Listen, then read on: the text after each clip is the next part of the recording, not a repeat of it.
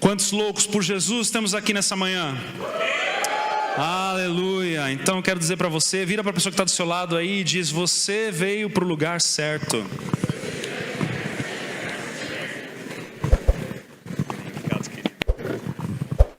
Amém, amém, amém.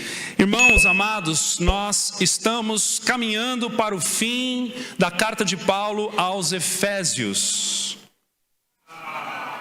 Mas tem mais, né? Tem mais 65 livros, onde a gente vai poder também aprender da palavra de Deus. Domingo passado, olha, eu quero glorificar o Senhor, porque nós temos uma casa cheia aqui hoje, mesmo depois da lambada de domingo passado. Eu glorifico ao Senhor por essa igreja que decidiu ler a palavra de Deus. Glorifico ao Senhor por essa igreja que decidiu não caminhar sobre ventos de doutrina, mas alicerçar a sua fé na firme palavra de Deus, diante de todo o ensino, de toda a admoestação, de toda a exortação, de tudo aquilo que o Senhor tem derramado sobre nós, em nome de Jesus. Eu digo o mesmo, assim como eu estou falando para vocês, eu digo para mim também, para todos aqueles que têm pregado aqui, porque o desafio, meus irmãos, quando você vem para a segunda, começa com a gente na terça-feira, e começa de um jeito muito intenso, porque o Senhor não nos permite pregar aquilo que Ele não nos convence primeiro. Então, quando nós estamos diante da palavra de Deus, nós somente temos uma única saída: nos rendermos diante dela. Amém? Seja o século em que for, seja o lugar em que estivermos, seja o contexto social e cultural em que nós estivermos, nós, cristãos, professantes da palavra de Deus, na fé em Cristo Jesus, temos um só caminho, e este caminho é Cristo Jesus, por meio da revelação da palavra de Deus. Amém?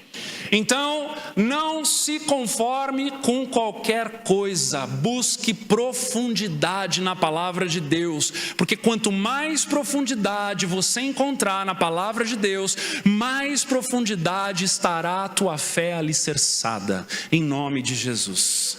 Amém? Vamos lá então, eu quero convidar você a abrir em Efésios capítulo 6, nós vamos ler juntos do versículo 10 ao versículo 17. Do versículo 10 ao versículo 17, conforme você for encontrando, vá se pondo de pé. Em nome de Jesus, que o Senhor fale ao nosso coração nessa manhã, como Ele tem falado todos os dias. Buscar-me-eis e me achareis quando me buscares de todo o vosso coração. Então a palavra jamais volta vazia. Todos os dias pela manhã, o Espírito Santo que habita em você te dá o privilégio de cavar mais um pouquinho, de se alimentar de mais um pouco do pão que vem do céu, em nome de Jesus. Efésios 6, 10 diz assim: finalmente, fortaleçam-se no Senhor e no seu forte poder. Vistam toda a armadura de Deus para poderem ficar firmes contra as ciladas do diabo, pois a nossa luta não é contra seres humanos, mas contra os poderes e autoridades, contra os dominadores deste mundo de trevas, contra as forças espirituais do mal nas regiões celestiais. Por isso, vistam toda a armadura de Deus para que possam resistir no dia mau e permanecer inabaláveis depois de terem feito tudo. Assim, mantenham-se firmes, cingindo-se com o cinto da verdade, vestindo a couraça da justiça e tendo os pés calçados com a prontidão do evangelho da paz. Assim, além disso, usem o escudo da fé, com o qual vocês poderão apagar todas as setas inflamadas do maligno. Usem o capacete da salvação e a espada do Espírito, que é a palavra de Deus. Feche seus olhos. Pai amado, Pai querido, estamos diante de Ti, diante da Tua palavra. Senhor, estamos reunidos aqui diante desta nuvem de testemunhas, a tua igreja, que o teu favor esteja sobre nós nessa manhã, enquanto nós estamos, Senhor, nos deleitando e nos alimentando da tua boa palavra.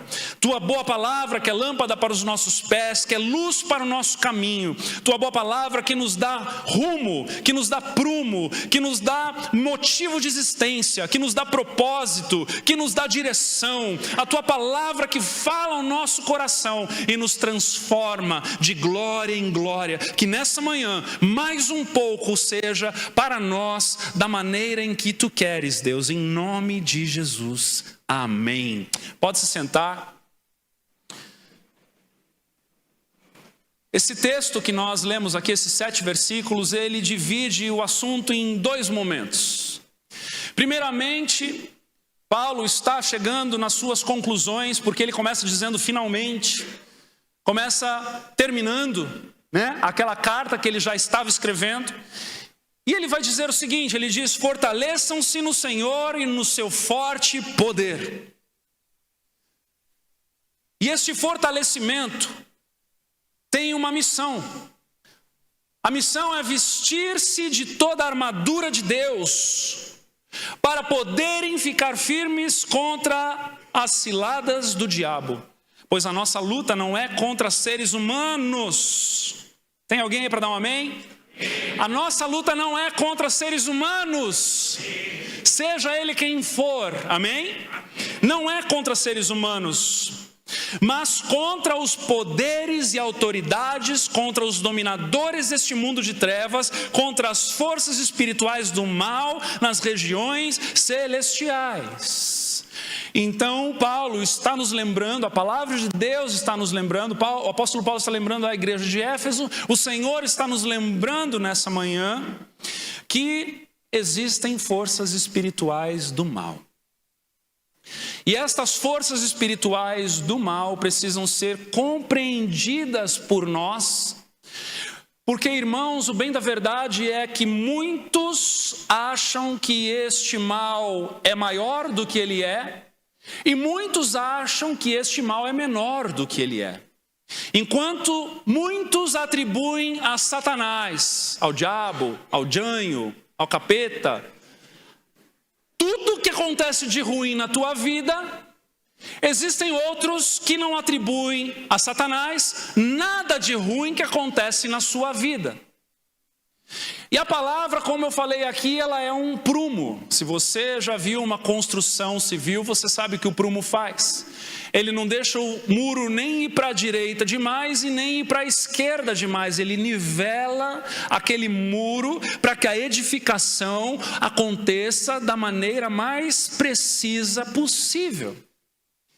E a palavra tem para nós, nessa manhã também, dar um prumo quanto às ações das forças espirituais do mal.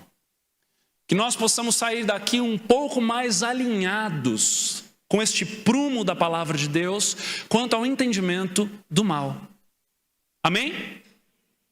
Então, Paulo convoca a ficarmos firmes na força do seu poder. E nós, então, diante dessa realidade, não podemos virar as costas para as ciladas do inimigo. Nós não podemos fingir que não tem nada de mal oprimindo, tentando alguma coisa que nos faça mal, diante da realidade neste mundo espiritual. Há uma verdade operante espiritual. E nós precisamos entender isso para que saibamos lutar, para que saibamos permanecer, para que saibamos perseverar nos caminhos de Deus da melhor maneira possível. Então, entendemos que não é contra seres humanos em primeiro lugar, mas é contra as ciladas do diabo e as forças das trevas que lutamos.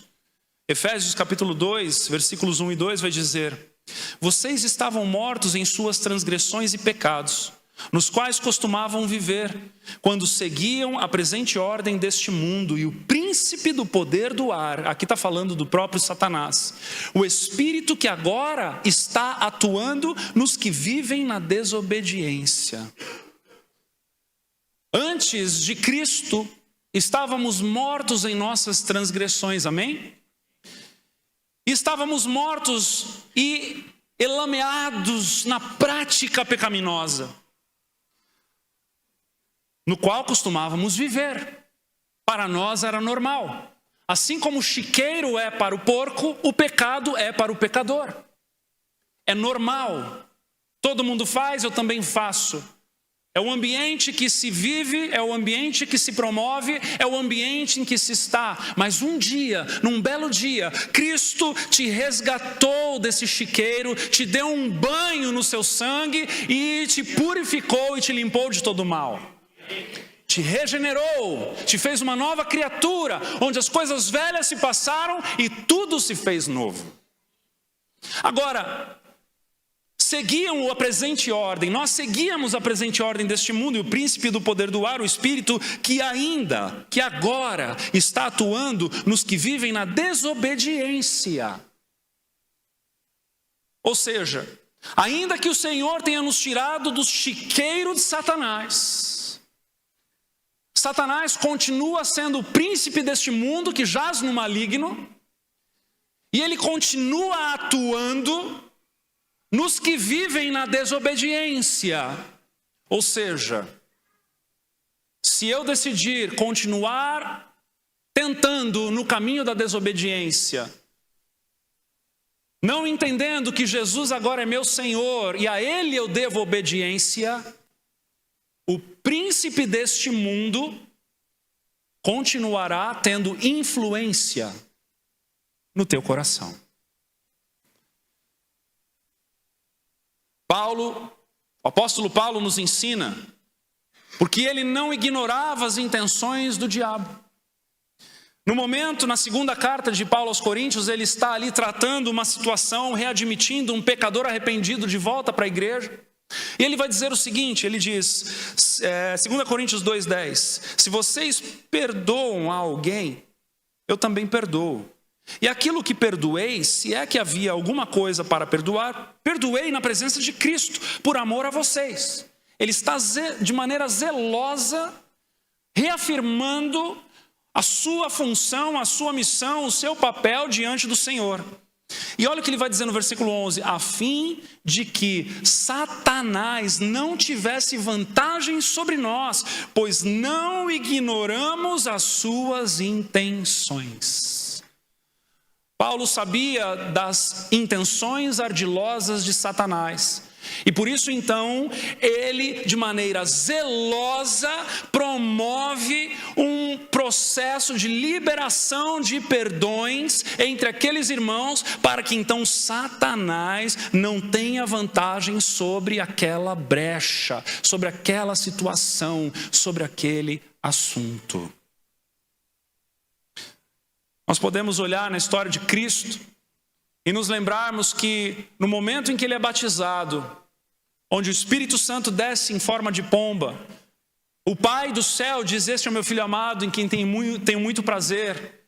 O Filho encarnado diante de João Batista é batizado. A palavra vai dizer que Jesus é levado pelo Espírito ao deserto para ser tentado pelo diabo. O diabo é o tentador. A mesma tentação que no Pai Nosso, o Senhor nos ensina que todos os dias, quando oremos, possamos pedir a Deus, livra-nos da tentação. Livra-nos do tentador. Livra-nos de Satanás, aquele que está constantemente tentando os filhos de Deus. O diabo, o papel dele enquanto essa história não chegar aonde ela vai chegar, porque nós temos a certeza de que um dia ele será derrotado para sempre, amém?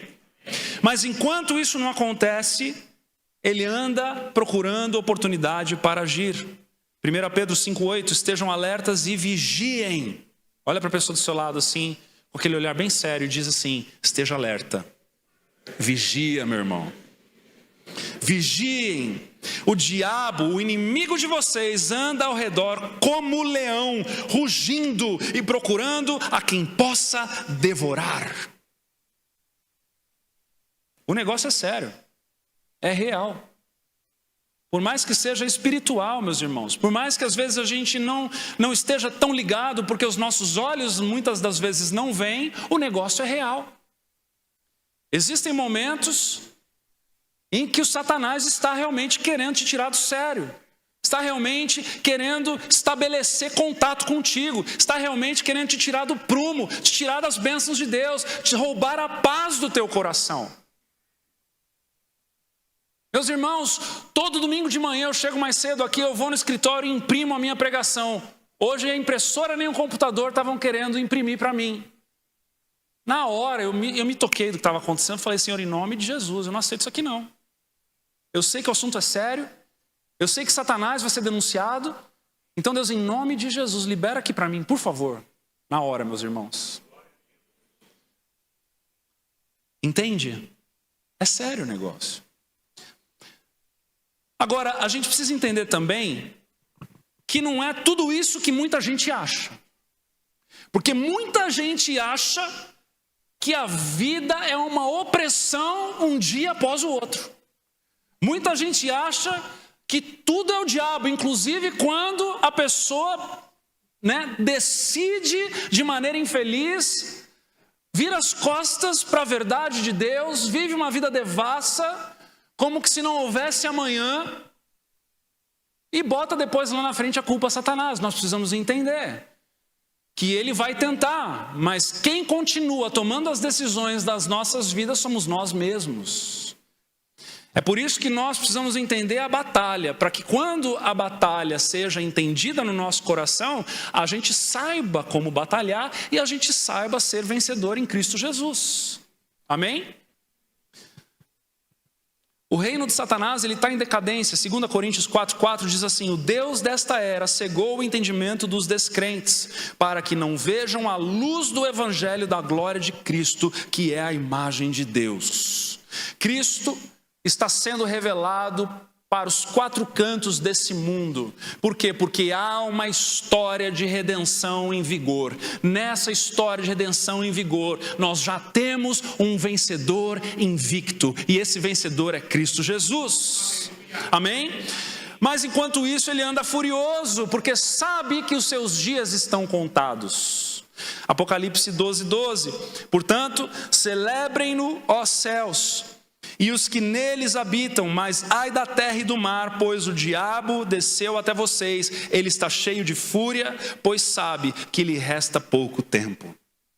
Então ele está furioso. Por que ele está furioso? Porque ele sabe, assim como a gente sabe, qual é a proposta de eternidade para nós. Tem alguém aqui feliz por isso nessa manhã? Ele também sabe a dele. Ele também sabe a dele. Ele tem certeza porque o mesmo Criador estabeleceu o destino dele, assim como ele já tem para mim e para você. Então ele está furioso. Então é por isso que nós precisamos nos vestir de toda a armadura de Deus para podermos ficar firmes, fincar o pé contra as ciladas do diabo. Fincar o pé contra as ciladas do diabo. Tiago 4,7 vai dizer: portanto, submetam-se a Deus, resistam ao diabo e ele fugirá de vocês. Aproximem-se de Deus e ele se aproximará de vocês. Meus irmãos, da tentação a gente foge, como a gente falou domingo passado com José na casa de Potifar, não é verdade? Mas ao diabo a gente resiste. A gente resiste. Nós, diante de Deus, em Cristo Jesus, somos uma resistência contra Satanás. Em Cristo Jesus, nós somos uma resistência contra o príncipe deste mundo e tudo que ele promove neste mundo. A igreja em Cristo Jesus é uma resistência contra estas forças que operam de maneira maligna, tentando nos levar para lá, para cá, para ventos de doutrina, para apostasia. Nós somos uma resistência em Cristo Jesus, porque nós fincamos os nossos pés no Senhor e nada pode nos abalar. Amém? Receba isso, porque isso é identidade para você, é identidade espiritual para você, é quem você é em Cristo Jesus. É interessante que nós vamos entrar na armadura de Deus agora, e se tem uma coisa que a armadura de Deus não protege, é as costas. Ela não protege, não tem nada que proteja as costas. No peito a gente tem uma couraça da justiça, e a gente vai ver daqui a pouco, mas para as costas não tem nada.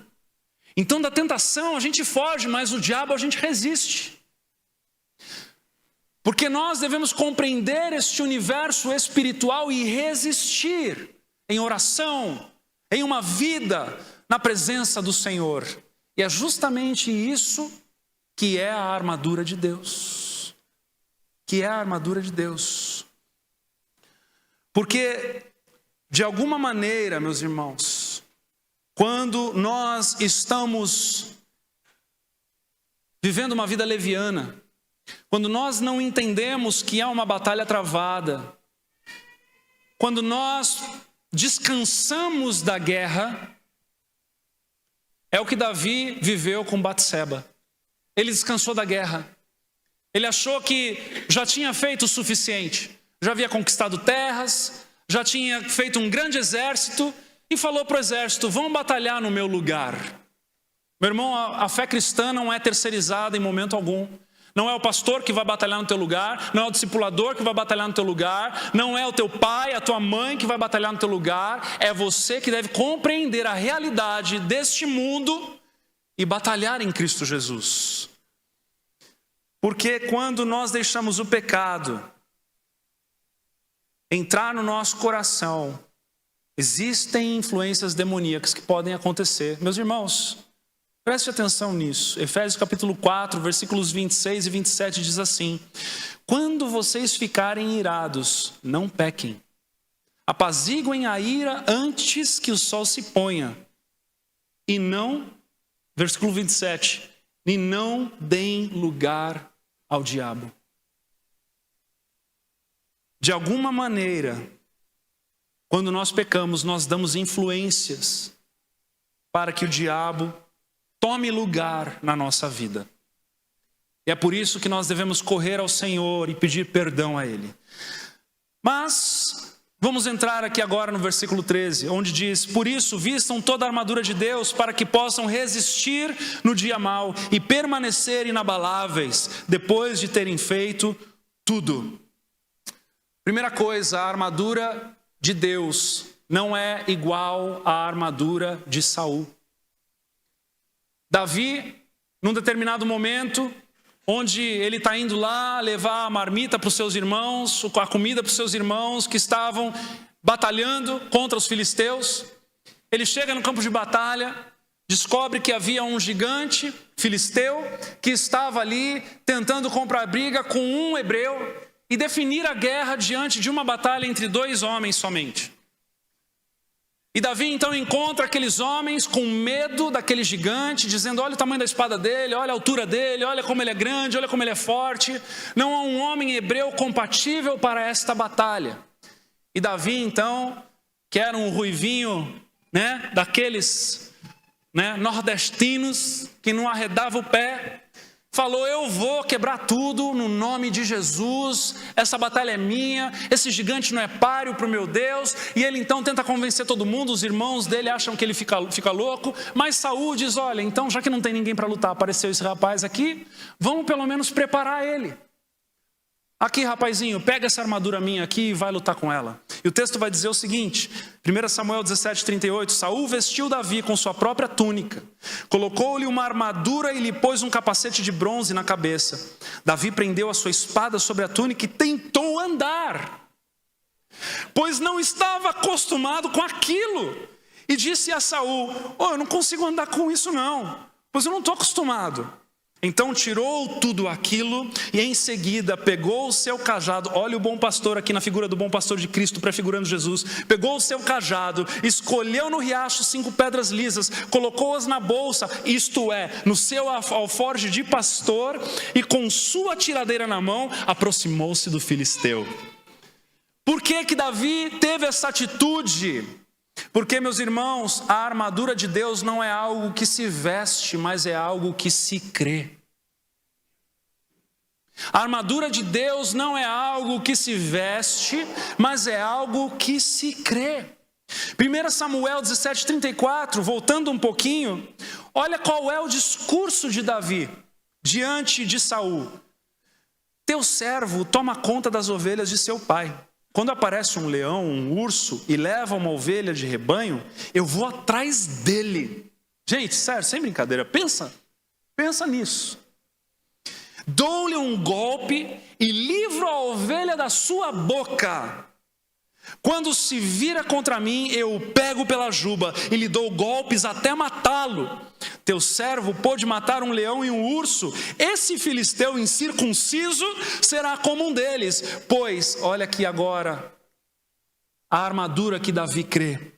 Desafiou os exércitos do Deus vivo. O Senhor que me livrou das garras do leão e das garras do urso, me livrará das mãos desse filisteu. Vocês entendem que não é uma capacitação, mas é um lugar na fé? É um lugar na fé onde eu compreendo e eu vivo diante do Senhor, a ponto de crer de tal maneira que eu sei que quem luta por mim é o próprio Deus. É por isso que a armadura é de Deus. Por quê? Porque é Ele quem luta por nós. Amém? Davi então estava inabalável diante dos inimigos de Deus. Porque Davi não fazia inimigos para si, ele não fez daquele homem um inimigo para si, ele entrou na luta de Deus, porque ele percebeu que era um inimigo de Deus. Tem gente querendo usar a armadura de Deus para vencer lutas próprias. Deus vai dizer, me perdoa, eu não tenho nada a ver com isso. A esse cabe a você amar e não brigar. Olha só. Então, versículo 14 diz assim: mantenham-se firmes, cingindo-se com o cinto da verdade, vestindo a couraça da justiça, tendo os pés calçados com a prontidão do evangelho da paz. Além disso, usem o escudo da fé, com o qual vocês poderão apagar todas as setas inflamadas do maligno. Usem o capacete da salvação e a espada do Espírito, que é a palavra de Deus. Eu trouxe para vocês um legionário romano. Está aí um legionário romano. Este é um soldado romano do primeiro século, do qual Paulo, quando vai escrever aos Efésios e vai fazer um paralelo daquilo que o Senhor nos reveste com uma armadura, é justamente esta figura de soldado que ele tinha em mente. Então a primeira parte dessa indumentária é a parte do cinturão da verdade. Está ali o cinturão da verdade, aquela parte dourada, fazendo o papel de conexão com a sua roupa, de conexão com tudo aquilo que era a sua vestimenta. Todo mundo sabe que o cinto é para não cair as calças, ou neste caso a saia. O cinto é para segurar aquela barriguinha. O cinto é para ajustar as vestimentas, tanto as de cima como as de baixo. E muito incrível parar para pensar que o Senhor escolheu usar o cinturão para falar de verdade. Quem é a verdade? É Jesus. Jesus é o caminho, e a vida. E quem é o pai da mentira? É o diabo. O cinturão da verdade está aqui mostrando para nós que na nossa caminhada diante do Senhor, quando nós decidimos perseverar diante do Senhor, deve haver verdade na nossa fé. É a verdade que nos encontra com Cristo, que é a própria verdade. É a sinceridade de coração que nos coloca diante dele com um coração despido de toda mentira, de toda máscara, de toda falsidade. Não há como um homem se encontrar com Jesus na fé em meias verdades. Não há como um homem se entregar em Cristo Jesus vivendo num ambiente de mentiras, num ambiente de escuridão, num ambiente de falsidade, num ambiente onde se vive de um jeito aqui, de outro acolá. Mas o Senhor, que é a própria verdade, Ele nos chama para um caminhar de verdade. Porque afinal de contas, não é verdade que quando a gente vê um soldado, a gente identifica um soldado pela farda? Quando a gente encontra um policial, a gente identifica o policial pela farda. Quando a gente encontra um oficial, a gente identifica um oficial pela farda. Porque a farda traz legitimidade, assim como para um legionário, a verdade traz legitimidade, assim como para conosco diante de Deus. Seja verdadeiro. Se até hoje você não foi sincero diante de Deus, se você permitiu com que a tua vida fosse repleta de meias verdades, de lugares sombrios, lugares escuros, comece diante de Deus a se despir, para que Ele possa então te firmar em uma farda de um legionário de Cristo. Para que o Senhor possa então compartilhar aquilo que é verdade diante de um coração que decidiu também, de igual modo, ser verdadeiro. Porque, irmãos, nós podemos ser religiosos e mentirosos até o último dia de vida. Nós podemos estar sorrindo na casa do Senhor todos os dias da nossa vida e vivermos de meias verdades. Meias verdades no trabalho, meias verdades na oração, meias verdades naquele olhar, olho no olho sincero com o teu cônjuge, meias verdades com o teu chefe, meias verdades com o teu funcionário, meias verdades com o teu filho, com a tua filha. Mas para que essa indumentária comece a fazer sentido e se encaixar bem em você, é necessário um cinturão que esteja ali declarando que você é íntegro, inteiro, pleno diante do Senhor, assim como Ele se ofereceu para você. A couraça da justiça, o peitoril, um peitoril que protege uma pele sensível, uma carne, um osso sensível, que com uma simples espada, um simples estilete poderia rasgar um peito de um homem em uma batalha. É claro que ninguém vai batalhar com estilete, né? A não ser que você esteja numa guerra dentro de uma papelaria. Mas a pele, ela é frágil. A pele, ela é fraca. Uma pedrada, não é verdade? Um impacto. Você vai ficando velho e você vai percebendo que vai ficando cada vez mais frágil.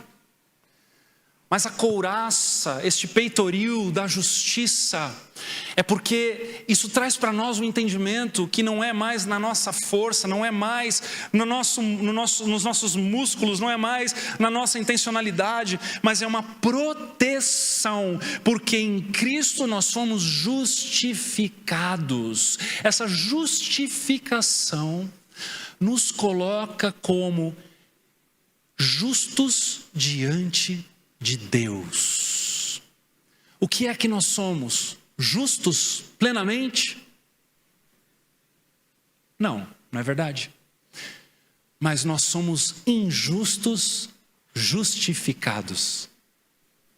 O que isso quer dizer? Que em Cristo fomos justificados. E Deus, quando olha para nós, existe um filtro chamado Cristo Jesus. E quando Ele transpassa os seus olhos e chega até nós, Ele passou por Cristo, o justo, aquele que nos justificou, nos tornou justos pela obra na cruz. Então, diante dessa realidade, nós estamos protegidos. E agora que somos injustos justificados, evidenciamos atos de justiça. Nós começamos então a transparecer, a evidenciar coisas que são corretas de se fazer. Não porque estamos agora convencidos, mas porque fomos comprados por Cristo. Porque alguém nos amou de tal maneira e se entregou de tal maneira que nos constrange, de tal maneira que nos ensina a vivermos atos de justiça, porque Ele nos tornou justos aos seus olhos. Que coisa mais linda, meus irmãos. Que coisa mais linda, somos protegidos nessa couraça. A terceira parte da vestimenta deste legionário é o calçado, são os calçados com a prontidão do evangelho da paz. Todas essas figuras que Paulo está usando aqui, ela remete textos do Antigo Testamento, quase todos eles em Isaías. E em Isaías, quando vai falar dos calçados, vai falar dos pés, vai falar em 52, versículo 7, como são belos nos montes os pés daqueles que anunciam boas novas, que proclamam a paz, que trazem boa notícia, que proclamam salvação, que dizem a Sião, o seu Deus reina. Irmãos, aqui se a gente parar para pensar um pouquinho, dá um contrassenso na gente, a gente fica um pouco confuso, porque a gente está falando de um legionário, a gente está falando de um soldado de guerra, amém? Mas ele está vestindo um calçado que Paulo decidiu usar para dizer para nós que é da paz. Paz na guerra? Sim. Paz na guerra. É como Jesus fez dormindo na tempestade. É paz na guerra. Por que é paz na guerra? Porque a paz está sobre nós. E o Senhor é vencedor invicto. Há uma certeza que essa batalha já está vencida. E essa batalha que já foi vencida, eu e você já devemos e podemos nos apropriar desta promessa, sabendo que o Senhor está no controle. E sabe o que Ele pede para nós com esses calçados? A proclamarmos que a batalha está vencida. A proclamarmos que Cristo já venceu no madeiro.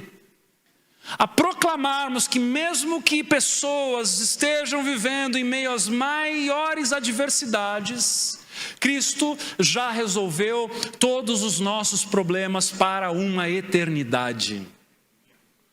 Irmãos, essa é a boa nova, que nós não nos cansaremos de pregar aqui deste púlpito. Cristo venceu no madeiro para todo sempre. Ainda que estejamos em meio a uma batalha, a guerra já está vencida. A guerra já foi vencida. Ele é o nosso general, o nosso vencedor invicto. E então o que é que nós fazemos? Nós proclamamos as boas novas. Nós evidenciamos as boas novas. Nós continuamos alicerçando os nossos calçados, os nossos pés, na certeza das boas novas. É quando o pai da mentira vem sussurrar nos teus ouvidos, para roubar você da paz que excede todo entendimento. te lembrando das aflições momentâneas, você pode de novo declarar de volta, dizendo: os meus pés estão firmados no evangelho da paz, e essa paz é a certeza de que o meu Deus é vitorioso. Vamos dizer isso nessa manhã. Digam: meu Deus é vitorioso de todas as batalhas e de todas as guerras. Aleluia. Creia no teu coração. Ele é o vencedor invicto. Ele é aquele que vai adiante de nós e nos dá liberdade em Cristo Jesus, para vivermos nesta liberdade, nesta paz. Agora nós temos 3 outros elementos. Primeiramente, nós temos o escudo da fé. Perceba que esse escudo desses legionários, eles eram feitos de madeira, de compensado. Olha só, no primeiro século já se faziam compensados. Olha que incrível, para ser curvado, justamente para proteger estes legionários no momento de contra-ataque, no momento de ataque do inimigo. Então era um escudo do qual eles se colocavam atrás deles, e alguns que vinham por trás colocavam em cima, para que os dardos inflamados, as flechas incendiárias, quando viessem dos inimigos com seus arcos, quando essas flechas atingissem esse escudo, pegando fogo, esse escudo que era revestido de couro e banhado costumeiramente na água, para que ele então pudesse estar à prova da flecha e à prova do fogo desses dardos inflamados. E esse escudo, meus irmãos, é o escudo da fé. Da fé. Para que todo aquele que nele creia não pereça. Quando nós cremos, quando nós percebemos que pela fé o Senhor antecipa aquilo que está no porvir.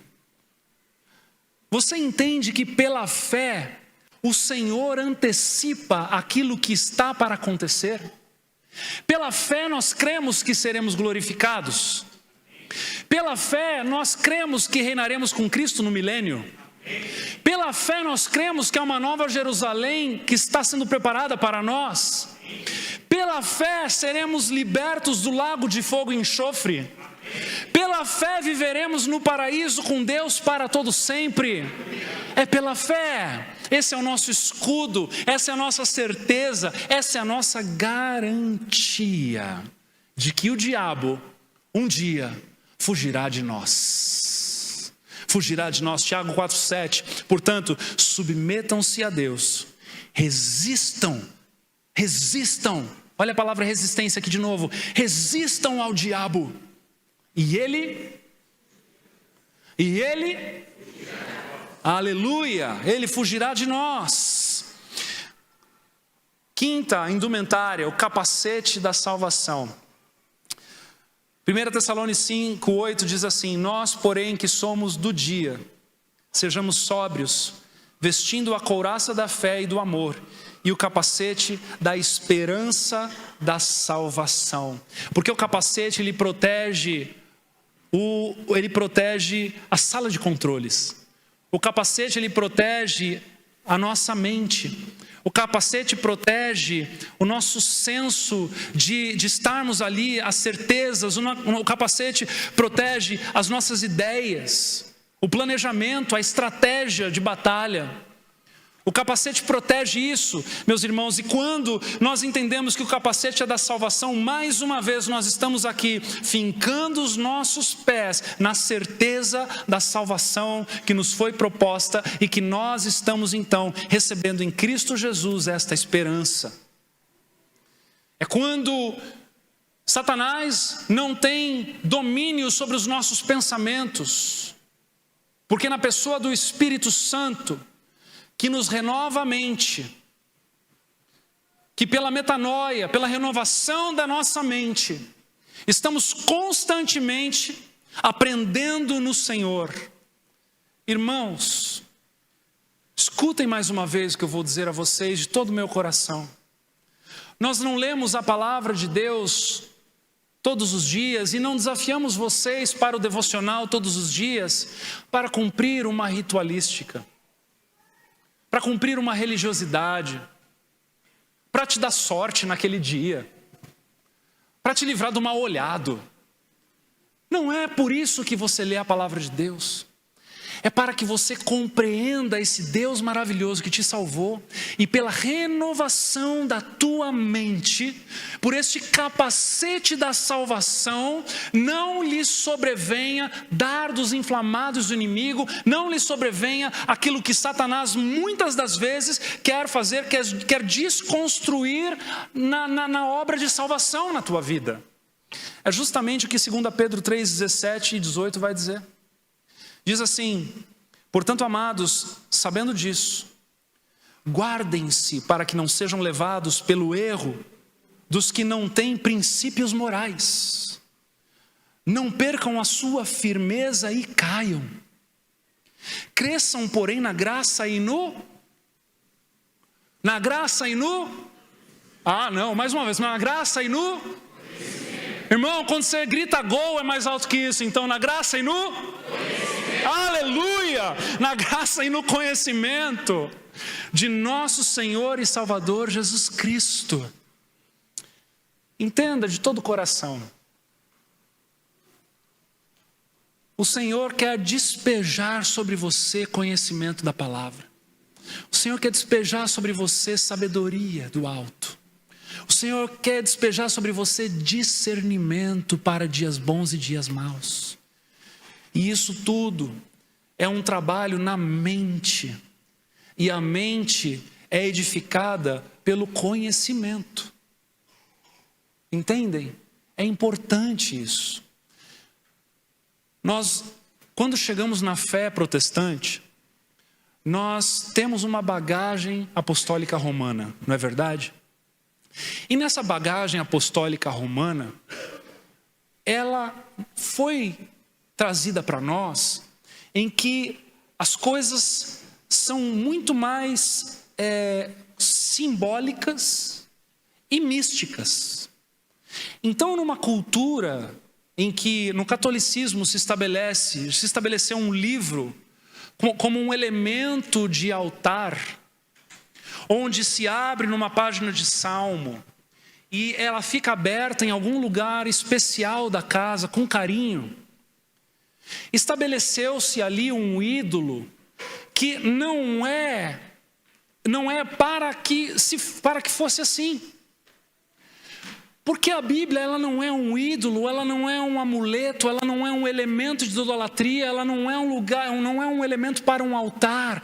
É a palavra de Deus para ser lida, compreendida e aplicada. Entende, amados? A gente não sabe direito quem começou com isso. Mas é que a tradição, sem a consultoria, ela gera prisão. E essa tradição, ela tampou os ouvidos dos cristãos para a verdade. Essa tradição de colocar uma Bíblia num lugar em que não se lê, mas ela está ali repousando como um símbolo de altar, ela tapou os ouvidos dos cristãos de confrontarem aquilo que começou-se a se fazer de errado. Mas não é porque nós estamos numa igreja evangélica, num ambiente protestante, que isso pode não acontecer com a nossa vida. Porque todos nós estamos sujeitos agora, não mais com a Bíblia aberta em salmo no meio da sala, mas com ela fechada na cabeceira da cama, sem lê-la também. A gente só mudou o altar de lugar e a posição do livro. Mas quando ela é aberta, quando ela é lida, quando ela é compreendida, quando se busca nela respostas, daí Deus é revelado e a salvação, ela alcança não somente a nossa vida no corpo, não somente na graça, mas também no conhecimento do nosso Senhor Jesus. Amém, irmãos? E a espada do Espírito é justamente a consequência disso. Porque das 6 indumentárias, A única que é para atacar é a espada. É a espada. Mas o que é a espada? É a espada do Espírito, que é o quê? Palavra de Deus. A espada do Espírito, que é a palavra de Deus. Isaías vai dizer no capítulo 49, versículo 2: Ele fez da minha boca uma espada afiada. Quando vai falar do cavaleiro do cavalo branco, em Apocalipse, capítulo 19, versículo 15, da sua boca sai uma espada afiada, falando de Cristo, da qual ferirá as nações. Irmãos, Pedro tentou reagir com espada no Getsêmani, cortando a orelha de um soldado. Jesus falou: ei, quem vive dessa espada vai morrer por essa espada. Moisés tentou conquistar quando percebeu que ele era hebreu e viu ali todos aqueles egípcios maltratando o povo hebreu. Qual foi a primeira reação dele? Tirar a espada e matar alguém. Mas não é essa espada que agride, porque a espada que fere e mata é a espada natural. A espada de Cristo, ela cura e vivifica. A espada natural, ela perde o fio, mas na espada de Cristo, a espada do Espírito, fica cada vez mais afiada, quanto mais utilizada. É quando nós, em conformidade, em intimidade com a palavra de Deus, começamos a orar a palavra, começamos a proclamar a palavra, começamos a dizer a palavra, começamos a, compreendendo a palavra, viver a nossa vida em acordo com a palavra. Satanás então é derrotado por essa espada e o Senhor começa então a ser glorificado através da nossa vida. Então, irmãos queridos, muito mais do que declarar a armadura de Deus, devemos viver a armadura de Deus. Muito mais do que usarmos da armadura de Deus como uma declaração em meio a uma oração de batalha. Não estou falando que não devemos fazer isso. O que eu estou dizendo é que é muito mais profundo do que só isso. Nós devemos vivê-la. Nós devemos vivê-la para que Cristo em nós seja a esperança da glória. Sabe por quê? Para encerrar, eu gostaria de chamar o pessoal do louvor. Já são 11h34. A armadura de Deus é também uma imagem de Jesus. A armadura de Deus é também uma imagem de Cristo. Porque a verdade do cinturão é Ele. A justiça da couraça é feita nele. A paz dos calçados do Evangelho vem por meio dele. A fé do escudo é nele, quando cremos nele. A salvação do capacete vem também por meio dele. E o espírito da espada foi também presenteada por ele, quando ele foi assunto aos céus e enviou para nós o Espírito Santo.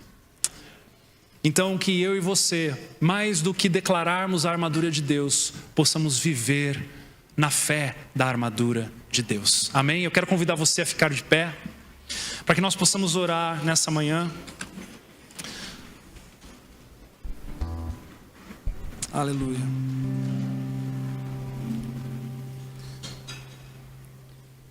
Eu quero convidar você a encher o teu coração nesse momento de gratidão. É uma proteção. Pense comigo. A certeza de que você está em uma batalha vencida,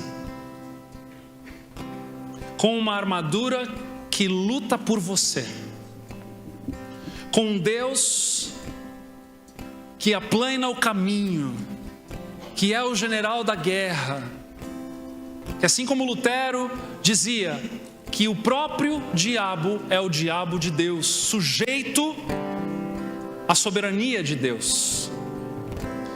O que fazer com tudo isso então?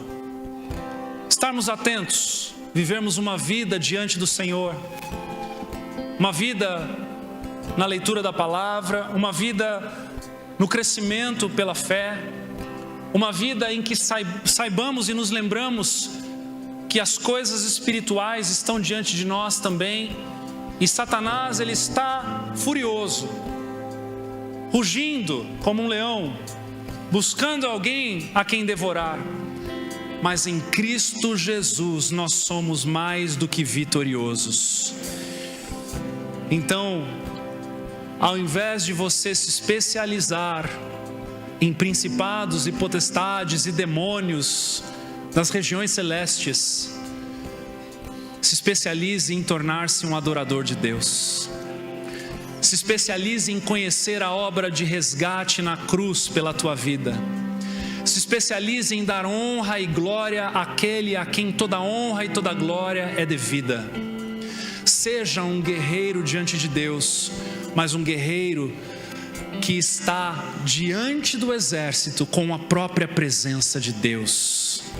Decida dentre os guerreiros ser o levita, ser aquele que carrega a presença de Deus, especialista no próprio Deus, aquele que te livra de todo mal, de todo embaraço, de todo laço do passarinheiro, de todo dardo inflamado, porque Ele é por você, e se Ele é por você, ninguém será contra você. Aleluia. Vamos adorá-lo nesse momento, vamos engrandecê-lo nesse momento, e já já nós iremos orar. Vamos mais uns minutos aí, queridos.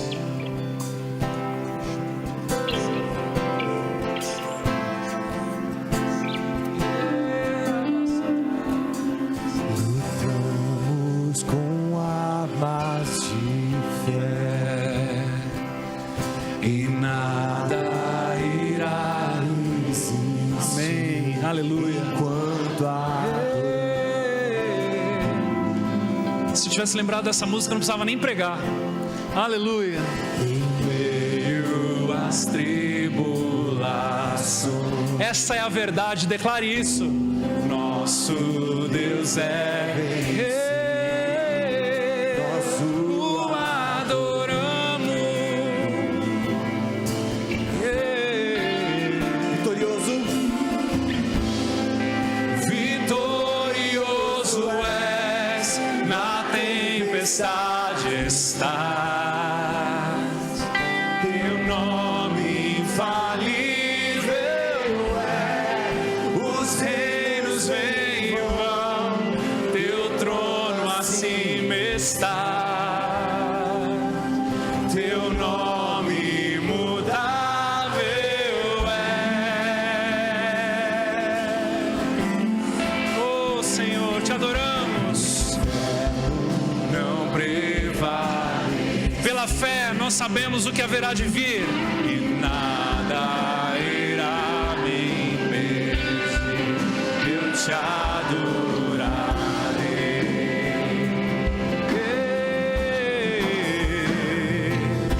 Muralhas vão estremecer, cadeias irão se romper enquanto adoramos. Santo é Senhor, vitorioso és, na tempestade está. Tu és o nosso general. Nome infalível é, os reinos vêm e vão, teu trono acima está. Teu nome imutável é, vitorioso és, na tempestade está.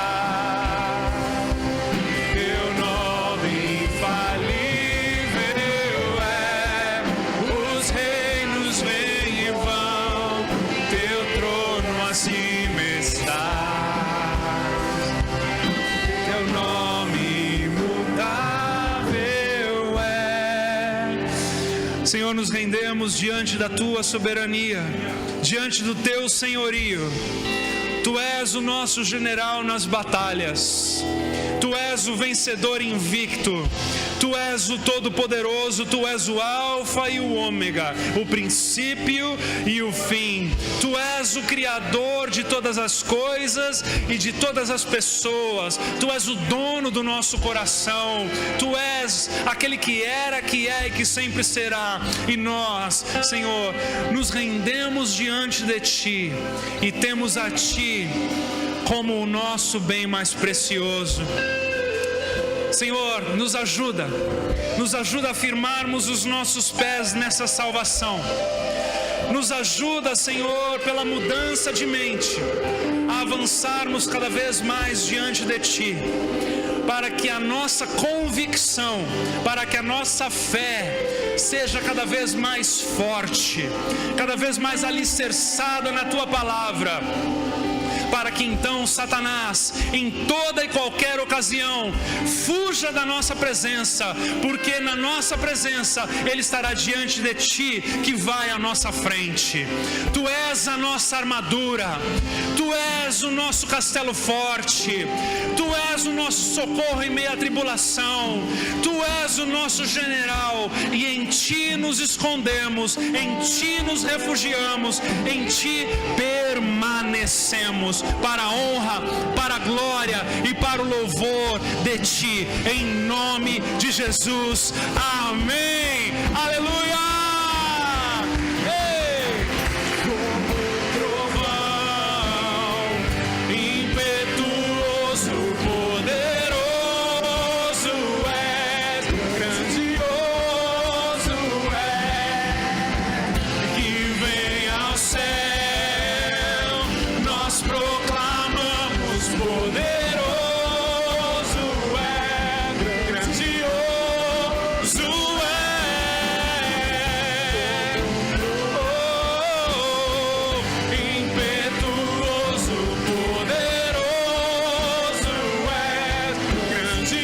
Seja adorado, Senhor, seja adorado, que venha ao céu. Nós proclamamos: poderoso é, grandioso é. Aleluia. A Ti, Jesus, toda a honra e toda a glória. Você pode aplaudir a Ele. Ele é digno de toda adoração. Ele é quem vai à nossa frente. Ele é quem luta as nossas batalhas e é vencedor invicto. Aleluia! Glória a Deus. Pai, nós Te agradecemos pelo privilégio que o Senhor nos dá de termos a Ti. Leva-nos, Deus, em segurança nessa semana, Senhor.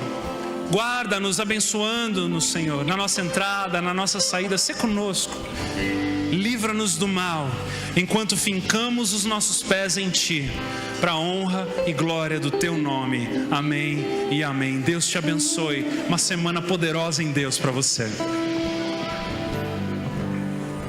Queridos, nós gostaríamos de última coisinha, só dar atenção, só um instantinho aí, pessoal.